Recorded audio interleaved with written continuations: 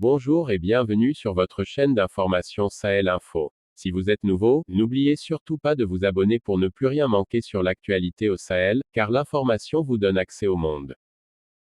Le dimanche 23 janvier 2022 dans certaines casernes à Ouagadougou, Ouaïgouya et Kaya, la première région militaire du pays, mais quelles sont les réelles motivations des militaires qui ont démontré leur mécontentement par des tirs à l'arme automatique et des armes lourdes dans leur base?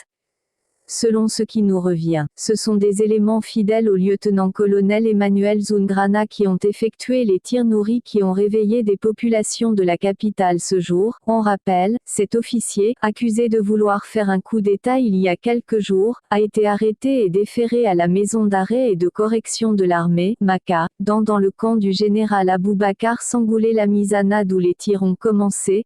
Selon des sources concordantes, les mutins exigeraient la libération de leur chef, cité comme l'un des officiers du moment à être proche de ses troupes et à avoir acquis plusieurs victoires avec ses hommes dans la lutte contre le terrorisme. Les auteurs des tirs qui ont été entendus dans la matinée du dimanche dans les camps dont Sangoulé Lamizana, nord de Ouagadougou, celui du général Babassi, sud-est, Guillaume Ouedraogo et la base aérienne, centre-ville, de la capitale burkinabé, réclament, officiellement, entre autres, la tête du patron de l'Agence nationale des renseignements, ANR, et aussi un changement de la hiérarchie militaire. Les mutins exigeraient suffisamment de troupes qui combattent les terroristes et qui ont à plusieurs reprises souligné des dysfonctionnements notamment liés à leur prise en charge. Ils revendiquent également des moyens, matériels et logistiques, conséquents pour lutter contre le terrorisme. Enfin, ces soldats mécontents du traitement que subissent leurs camarades morts et blessés sur le champ des combats, exigent que des mesures soient prises pour soulager leurs parents ou proches.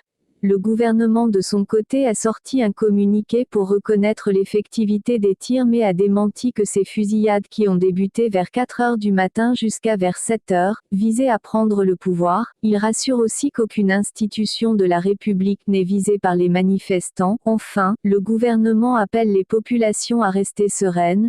La hiérarchie militaire selon nos informations est à pied-œuvre pour ramener le calme et la sérénité dans les casernes, mais il nous revient que le commandement éprouve des difficultés pour avoir des interlocuteurs afin de dialoguer et ramener la quiétude au sein de l'armée.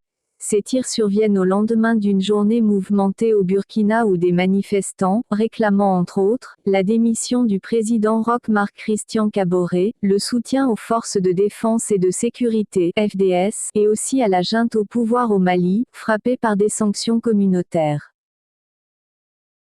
C'était tout pour cette tranche d'information. Nous espérons avoir pu au mieux vous informer, alors n'oubliez surtout pas de vous abonner pour ne plus rien manquer sur l'actualité africaine et internationale.